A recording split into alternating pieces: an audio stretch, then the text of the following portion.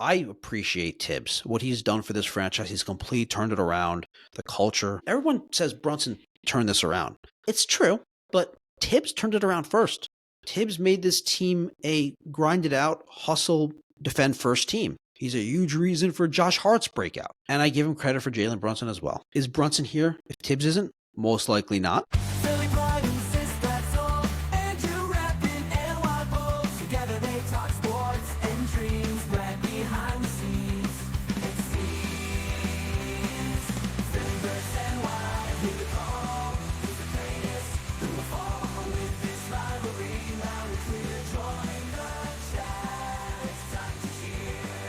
Sports and culture all in one. Catch the fire, feel the fun. Andrew Sistad, glad unite. Philly and Y in the spotlight.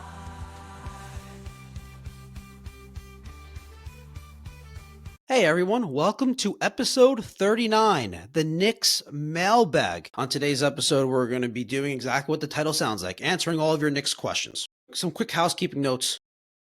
I want to thank all the subscribers that have reached out with questions about the Knicks. We've been receiving questions about the Knicks for the last couple of weeks. I've been holding on to them, waiting to do a Knicks Mailbag episode to answer all the questions all at once. I'm recording this on April 11th, Friday, April 11th, before they play the Cavs tonight in Game 81. So obviously with 2 games left, the playoffs nearing, a lot of buzz, a lot of concern amongst Knicks fans.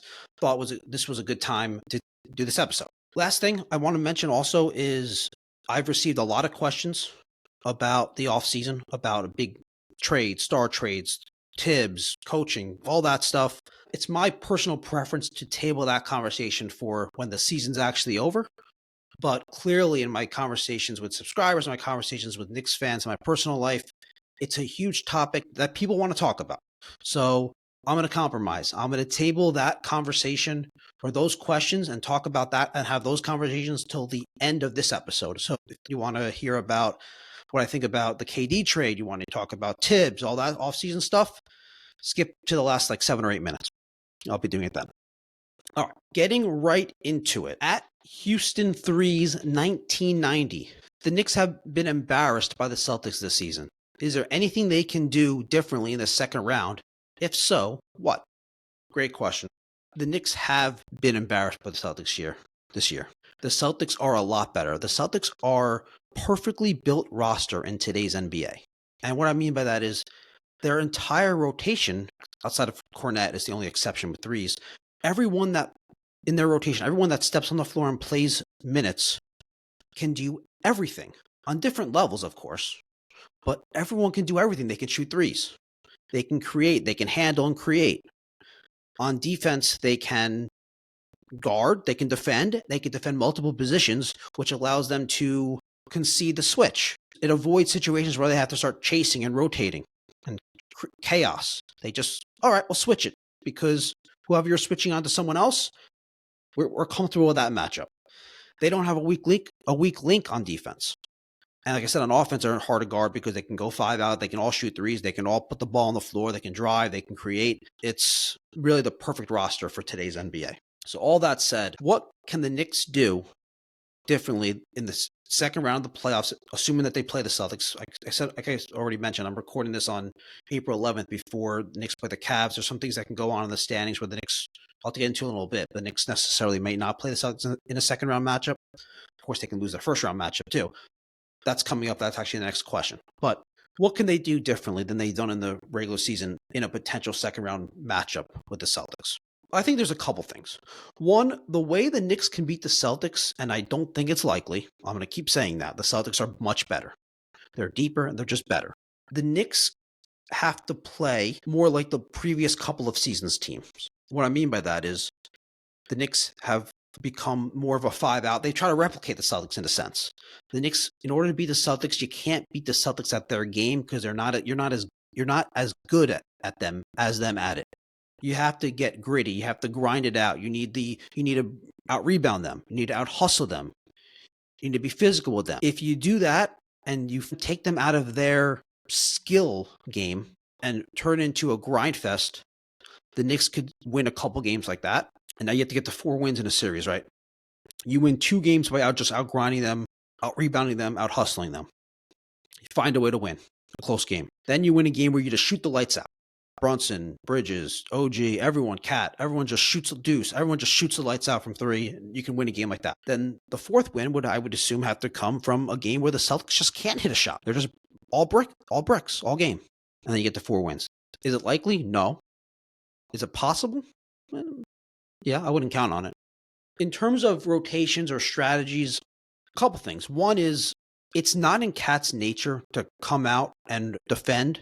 He's usually in the when they're playing drop defense, he's usually hesitant to come out. You saw it in their last game against the Celtics, he just wouldn't come out. Tatum would shoot threes, KP would shoot threes. KAT has to be on his toes constantly, fighting against that instinct to drop. He has to come out. I understand why that's his instinct, especially if it's Tatum, because Tatum has the foot speed that KAT doesn't have, and he'll drive past him. But you can't just concede open threes. That's one thing. That's strategically, because they're going to be attacking that all series. KAT must come out and contest. You'd much rather have Tatum drive past him and then everybody starts rotating than concede an open look for Tatum for three. Can't do that. Rotation-wise, I think something that the Knicks could deploy, and I do believe Tibbs will deploy this at some point, whether it's in the middle of a game, in the middle of a series, something to fluster the Celtics. A lot of teams throw out a zone. Knicks don't play zone ever. You throw out the Mitch and KAT lineup together. So Mitch is at the 5, KAT's at the 4. You put that out together for a few minutes here and there. You fluster them. You out-rebound them. You put KAT in the post against a smaller player. You just create some confusion. You mix it up. I think that's something the Knicks should be deploying, and I think they will deploy that in a matchup with the Celtics. Okay, second question. At Nick Knicks 1128. I'm growing more and more concerned about the Pistons in round 1. Why do you think everyone is acting like it's a foregone conclusion that the Knicks get past them? I think it's a toss-up. So I alluded to this question at the beginning of my answer to the first question. I don't know. This might be a little bit of hyperbole saying that everyone is acting like it's a foregone conclusion. I understand why Knicks fans' their mindsets about round 2 and round 3. Because the Knicks have been mostly good against the rest of the league outside of those top teams. And the whole idea is to win a championship, and the Celtics are obviously the Celtics and the Cavs are the two best teams in the East. The Celtics are who they've been. So I understand that mindset, why you go to that. I don't think it's a foregone conclusion. I think the Pistons are really tough. They're big. They have a lot of length, which causes a problem for KAT. The Knicks don't have as much of an advantage with KAT at the 5 because of the Pistons' length and their physicality. The Pistons are really good. Cade, Ivy, Duran, Isaiah Stewart. They are a physical team, and they are very good. I think it's a tough series. I think the Knicks will win this series. I expect them to win this series, but I wouldn't overlook them. A couple other things, though, but I also, by the way, I don't think it's a toss-up. That's a little bit of extreme. The Knicks are favored in that series, and I do expect the Knicks to win. Also, this question came in before they played and lost to the Pistons last night. I don't take that game seriously in the sense of the way the Knicks played. First of all, OG, Mitch, and Hart didn't play, so I mean that's right off the bat, showing the Knicks didn't necessarily take it very seriously, which I actually was impressed that Tibbs gave guys a breather. And even like Brunson and KAT played under 30 minutes. They didn't I don't think they ran a single pick and roll between Brunson and KAT. So they're clearly not doing everything that they're going to do schematically either. Brunson, even the way he played, like he typically so good at finding a way, using footwork, creativity to get to his spots. He wasn't doing that. And I don't know if that's because he was just trying to get in a rhythm with the shooting, or if he's really trying to hold back all of his little, tricks, so to speak. I don't know. But the point is the Knicks didn't take that. The Knicks didn't put their best foot forward in that game. They had PJ Tucker playing significant minutes. They had Precious playing significant minutes. They had a lineup at one point in the second half. It was like DeLon Wright, Cam Payne, Landry Shamet, Precious Achiuwa, and PJ Tucker, something like that. Like those guys were on the court all at the same time in the second half. At one point, I think it was late in the third quarter. Those guys in a playoff game that's not a blowout will play a combined 5 minutes in the second half. So I wouldn't worry about that game. But in general, yeah, the Pistons are tough.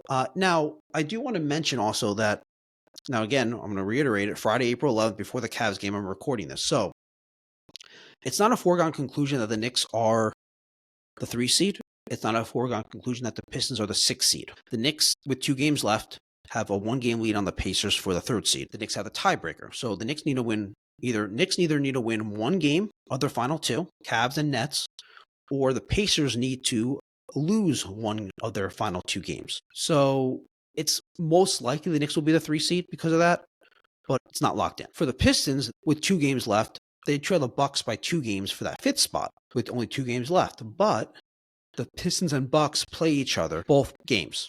They match up against each other the last 2 games of the season. I know, what a crazy coincidence, right? So it's not a foregone conclusion that the Knicks match up with the Pistons in round 1. It's likely. It's the most likely scenario. And when you're tuning into this, by the time you're watching this, it might already be the scenario locked in. If it is, disregard. All right, let's move on. Final stretch and inspiring confidence, I'm going to call this segment. At Phil_P. What do you want to see the last couple of games? Is there anything they can do to inspire more confidence? For most Knicks fans, I think seeing them beat the Cavs, considering what they've done, been winless against the Cavs, Celtics, and Thunder, most fans would like to see that and would be a little bit more inspired or with a win against the Cavs. Or some of them would be even more down if they lost again. It's not going to impact me positively or negatively. The Cavs have the first seed locked in. I'm not going to be inspired or uninspired by the result. Now, what do I want to see the last couple of games? The most important thing I want to see is health. They have to stay healthy. 2 games left in the season. Your team roster's finally healthy. No one get hurt. Don't push these guys crazy minutes, Tibbs. Stay healthy and go into the playoffs healthy. I'm not worried about the winning of these 2 games. I'm not concerned about the 3 seed versus the 4 seed health. It's that simple. Be healthy. Okay. At MikeJI715, what would you define as a successful season and playoffs? I appreciate the distinction here. A successful season, I think they have already had a successful season. 50-win season, first year of this revamped roster, and they meshed pretty well. We have seen many glimpses of the dynamic offensive team with KAT at the 5. We've seen KAT blend in mesh really well. We've seen glimpses of what Bridges could be as the number 3 or the number 4 option. We've seen glimpses of OG in a recent stretch where it's like, whoa, who's this guy offensively? We've seen, even on the defensive end, stretches when they're locked in, how good it can be even with Brunson and KAT as your core players. And there's a question about that we're going to get into as well. So I think based on how they've played throughout the regular season, considering it's the first year of this revamped roster, considering they won 50-plus games, and they set themselves up again to cruise into the playoffs, successful season. For the playoffs, look, I'm not one to determine if something's successful or failure based on a very small sample size. For instance, if they lost in 7 games in a series, it's like, well, they lost. If they won that game, it's success. If they lost, it's a failure. That's not really me, but I would say this.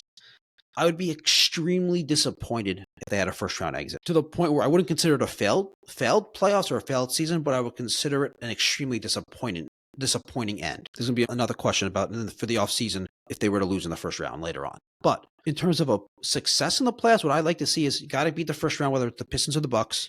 And I'm not going to go far and say beat the Celtics or the Cavs in round 2. I'm not going to go and say you got to make the conference finals, got to make the finals. You have to compete, seriously compete, not just you can't get swept by the Celtics or the Cavs. Assuming it's going to be the Celtics in round 2, you can't get swept. You can't lose in 5 games and 3 of the games be blowouts. No, you need to compete in games. You need to compete in the series. I'd want to see 6 games, all of them being close, or most of them being close. Show us as fans that you're not far off. Give us a glimpse so we can go into the office and saying, we can see it. We could see how this roster can, with some little bit adjustments, growing chemistry, some changes schematically, they can do this. They can pull this off. Give us that. That's what I would say is a successful playoffs. All right. Next segment, playoff rotations and Tibbs minute allocation. Okay. So I like this one. At Alex Marks, what do you think the playoff rotation will look like? What do you expect from Landry Shamet? Okay. So I think the playoff rotation is pretty much set. Obviously, the starting five: Brunson, Bridges, Hart, OG, KAT. They're all playing big minutes. Off the bench, I think we should get a good amount of Deuce McBride. I think we're going to see, obviously, you're going to see Mitch as at the backup 5 minutes, and then KAT's going to have games where he's in foul trouble. We know he's going to. So Mitch is going to be playing a significant role in that rotation in those minutes. Like I said earlier in the episode, I want them to throw out a wrinkle at teams for Mitch KAT minutes on the floor together. I want to see that. So I just named 7 players. I think there's a good chance that the vast majority of those minutes are those 7 players, and then you get a few campaign minutes as a backup point guard. Maybe DeLon Wright, depending on the matchup, or if campaign's not shooting well, maybe Wright comes in for a few minutes. And then you need some bench wing minutes. I don't know exactly how they're going to play that out, but I find it hard to believe that they're going to do Payne for, like, say, 5 minutes a half, 10 minutes as a backup point guard, and Shamet filling in for Hart or Bridges or OG for more than 5 minutes a half. I just don't think they're running out 9 guys in the playoffs. So I would say first round, you might see games where they run out 9 guys. You might see some Landry Shamet minutes in the first half of round 1. If he's not shooting well, if he's not playing well, he's not going to get any second half minutes. And if it's a close game, he probably won't get any second half minutes either way, even if he was playing. I think you're going to get Brunson for 40, KAT for 40, barring foul trouble. And you're going to get OG and Bridges for like 45 plus. And Hart's the interesting one, because I think there's a legitimate argument to make that the Knicks' best lineup might be with Deuce in instead of Hart, because it gives them a true 5-out option. If Hart's shooting threes like he did in the first round last year, that changes. That's a complete game changer. If Hart's not shooting well or being reluctant, like he's been pretty much 75% of this season, I think there's some legitimacy to having Deuce in. I think he can guard the ball handling guard, the playmaking guard. He can create on offense. Obviously, you can't leave him open for 3 on the catch and shoot. So I think the offense could be more dynamic, and in situations he's more dynamic defensively than Hart as well. You're just losing the rebounding. So that's something to consider. In the Mitch minutes as the 5 with KAT on the bench, I really want to have Deuce in there with him. I love the Deuce-Mitch combo. I think that's an opportunity to have Deuce, Mitch, OG, those are top 3 defenders all out there at the same time, and really be dynamic defensively during that stretch. And then Tyler M72, similar question here.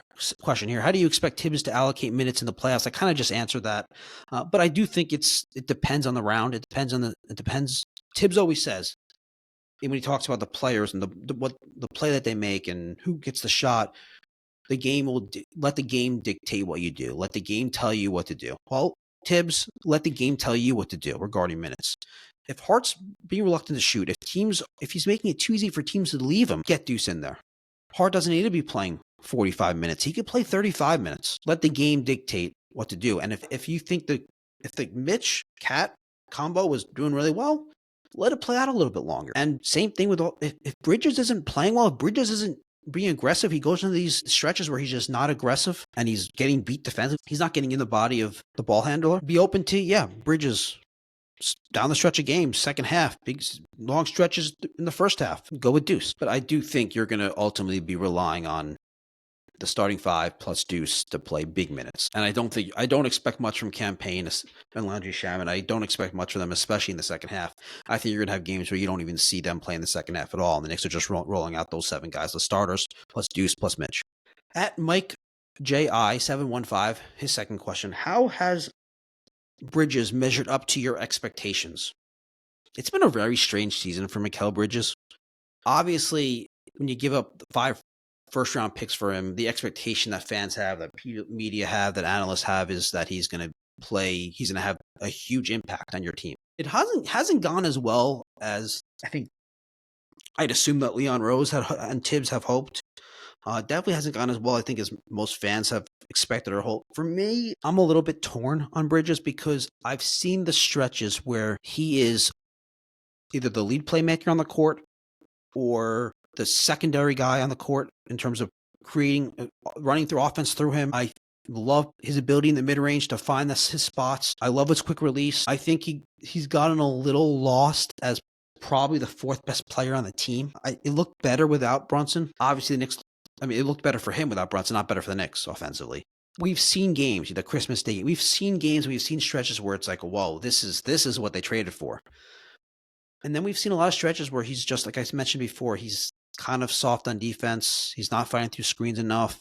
Like the other night against the Celtics, he just there was phases where he was really aggressive and really wasn't giving Tatum any space, and it was good. And Tatum, even when Tatum was making some of those shots, I was like, okay, that's a superstar. It's a top 5 player in the NBA making a great shot. Okay. But then there was times where it's like, what are you doing? Bridges, this is Jason Tatum on the ball, right? So playing off of him way too much. And then I think overall in his defense in general, he hasn't been an elite defender at all. The Knicks came into the season, especially in the first half of the season, they were just throwing him on every ball handling guard. And the idea was OG was going to guard the bigger wings, the bigger, the 4s, the 3s, and the Bridges guard the 1s and the 2s. Yeah, that hasn't played out well. OG is definitely the better guy to guard. OG is the better defender to guard anyone. He's also just a complete freak defensively, what he can do. But I've been a little disappointed with Bridges defensively, even more than offensively. The Knicks with KAT and Brunson on the court, they are so reliant on the other 3 players to be well above average, to be great defensively. And unfortunately, Bridges has not been great defensively this season. For instance, like in a series against the Celtics, like I'll go back to this again, the Knicks have to be comfortable with conceding a switch on Bridges. Like if they switch, instead of fighting through the screen to keep OG on Tatum, concede it. Let Bridges take Tatum. Because if you don't concede it, what happens is you start chasing. It causes chaos. Everybody's chasing, and that's what the Celtics want. They want you to be chasing. They want everyone to be rotating and a step behind. It leads to an open 3. You don't want to give into that. There's certain switches you're not going to want to concede. You're not going to want to concede a Brunson switch often. Depending on the matchup, you're not going to want to concede a KAT switch or a Hart switch, even depending on the matchup. But you have to concede anybody that has any great offensive player that they want to switch from OG to Bridges. You have to concede that, so you're not chasing. But yeah, I think he's been a little bit disappointing overall. I separate what the Knicks gave up. That's not him. That was the trade market at the time for the particular player. That doesn't necessarily mean the impact has to equate to 5 first-round picks, so it's really hard to quantify that anyway. But they gave up a lot, so I understand why people's expectations are high because of that. I try to separate them. All right, so I told you I teased it. I told you I was going to table the offseason conversations to the end. Here we are at the end. Long-term build, offseason needs, and trade targets. Okay, so at Knicks fan Richard, how much of a concern do you have in building the team around Brunson and KAT, given their defensive limitations? I have a lot of concern. When I say a lot of concern, I mean in terms of being that elite defensive team. An elite offensive team, yeah, great. But being a top 10 defensive net rating team, it's going to be challenging. I mean, we saw it this year. Brunson is... We love Brunson. I love Brunson. Every Knicks fan loves Brunson. And not only Knicks fans, everyone understands he's one of the best players in the NBA. He's a dynamic offensive player, and he's also a great culture guy. Great team first player. Not a prima donna type star. You love the story about a second round pick.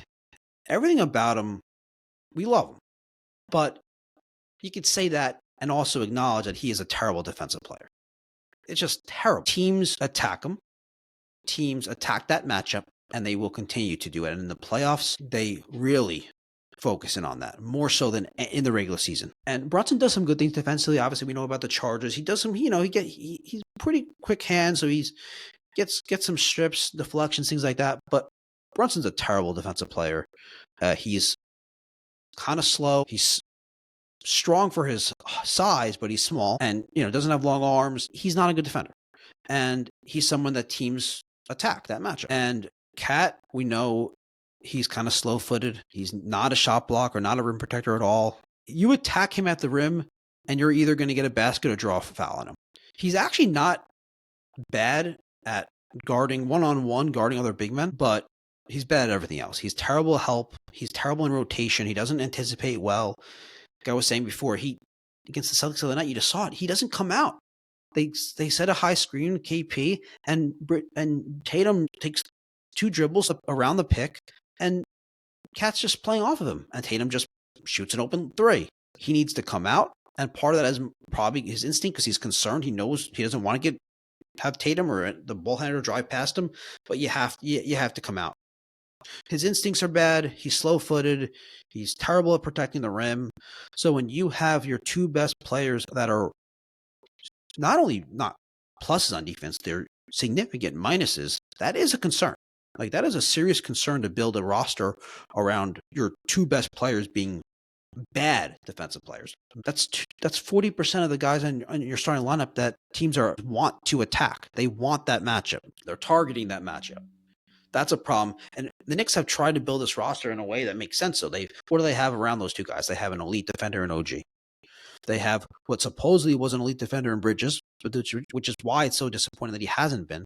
And an above average defender in Hart who gives 100%. And then you have Deuce off the bench, who's a good defender. And then theoretically, Mitch is the backup 5, who's a good defender. So they kind of have what theoretically should be the supporting cast to help that. And I think if Bridges was as advertised defensively, this defensive team, they would be so much better defensively. I've seen glimpses of KAT even against the Celtics the other night. I saw glimpses where he was coming out, glimpses where he was hedging, really doing a really good job of hedging. It's not consistent, but no, it's a concern. It's a concern. And I think there's a legitimate possibility that that's something that's a big key in holding them back, this core roster from being a championship team. Not this season, but big picture. All right, Knicks fan Richard again. Second question. What is the key piece the Knicks need to add this offseason to become a legitimate championship contender? It's not that simple. I think that when people are talking about the key piece and the big name that's out there is Kevin Durant, KD. The Knicks are over the second apron and the Suns are over the third apron. So what that means is neither team can, in a trade, bring in more salary than they send out. So in most trade scenarios, you need a third team to be involved. It's also very tricky. Kevin Durant, even at age 37, is a player that would elevate the Knicks. Still a pretty good defender and just an elite scorer. So what are the options in a trade? Brunson's off the table. You know that. Option 1, I'm not going to list these necessarily in the order that my preference, but I'm just going to give you some options. So option 1, in terms of financial salaries going in and back and forth, the simplest thing would be KAT for KD.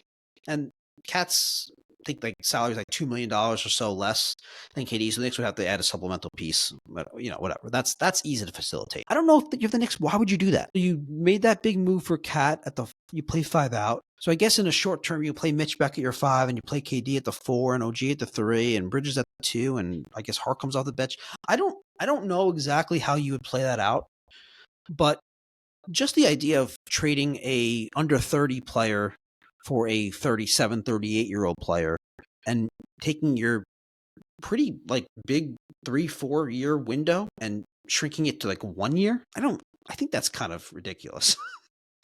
And also, I don't even know if next year can you really expect KD to be better than KAT even next year? I don't know. Like, I don't even know if he was better than him this year. Close. So I don't think that's a good option, but financially that works. Another option is OG and Mitch. Now, I think the Knicks would need a third team to facilitate. I think they're about like $8 million under. They'd be taking in about $8 million more. But forgetting that for a second, we talked about how bad the Knicks are defensively.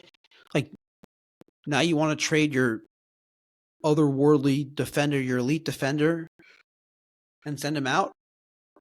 You want to be the worst defensive team in the NBA? I just don't think that makes sense. And now not only you're trading OG, but you're also trading your backup 5, who when you use in the game is your better defensive lineup. So, I mean, and we're talked about all season how the Knicks don't have depth. So now you're doing another 2-for-1 trade. I don't see how that makes the Knicks better next season, let alone the years after that.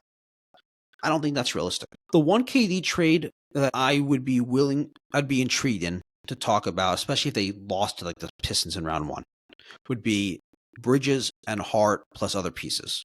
So Bridges and Hart, I think it keeps them it's like around $10 million the combination is about $10 million less than KD's like $51 million salary. So they would need to add pieces. They would definitely need a third team involved. They need to figure that out. Okay, I'd be interested in this. And I know most Knicks fans are going to hear that and say, "Oh, you're going to break up the Nova Knicks, Hart, and you're going to trade Hart with the grittiness, the fun, the intangibles he brings, plus the friendship with the Brunson. You're breaking that all up. How's Brunson going to feel about that? It's all valid. These are all valid concerns, and it would really be a complete transformation from the Nova grinded out Knicks that we saw the last couple of years, that we saw less this year. And then it would be a complete transformation from that. That's gone. It's almost like a different core roster at that point. But Bridges is extension eligible this offseason. Let's just say, I have no idea. Let's just say he doesn't sign. Maybe I have no reason to believe that he wouldn't want to stay, play with Brunson, play with Hart. But maybe he doesn't. Maybe that issue with Tibbs, maybe there's more to it. Maybe he doesn't like the role. If he were to not sign the extension, he'd then be a free agent the following offseason. And the Knicks under Leon Rose have done a really good job of asset management and not just letting guys go for nothing. So trading him would be the sensible thing to do. And if you're going to trade him, what's the sensible thing? You're trying to trade for draft picks and prospects or younger players, or you're trying to trade for a win now piece.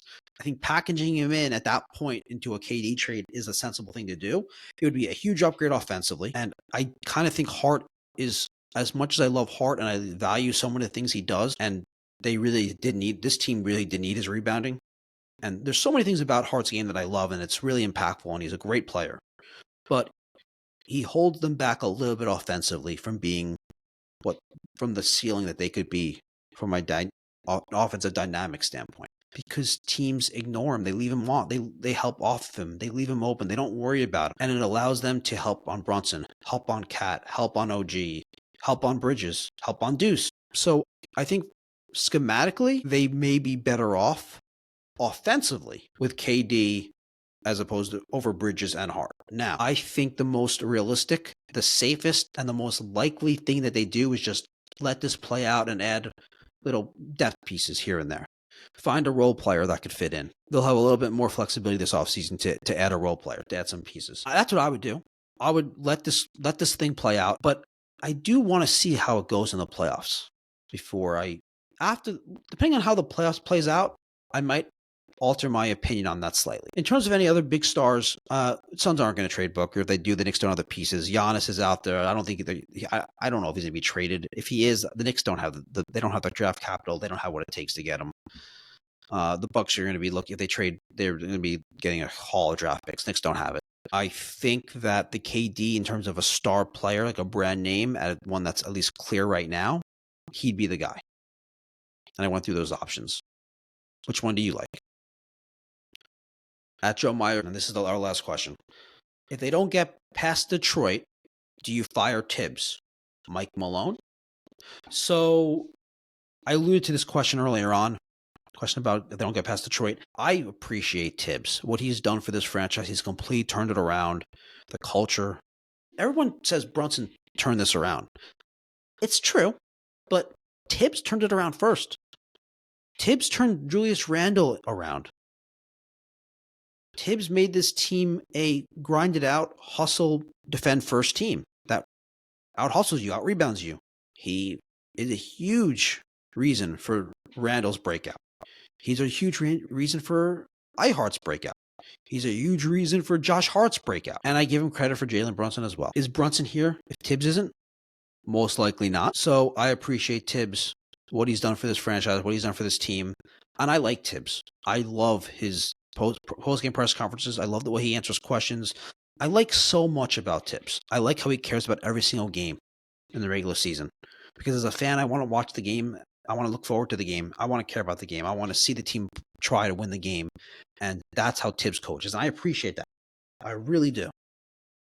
If they were to lose to Detroit in the first round or Milwaukee, I think that would probably right or wrong, it would create a reaction by Leon Rose in the front office that probably doesn't want to fire Tibbs, but to make some significant change, whether that's a big trade for, making a big trade and trading KAT, like maybe a trade for KAT for KD or something like that, or maybe it's one of the other KD trades I mentioned.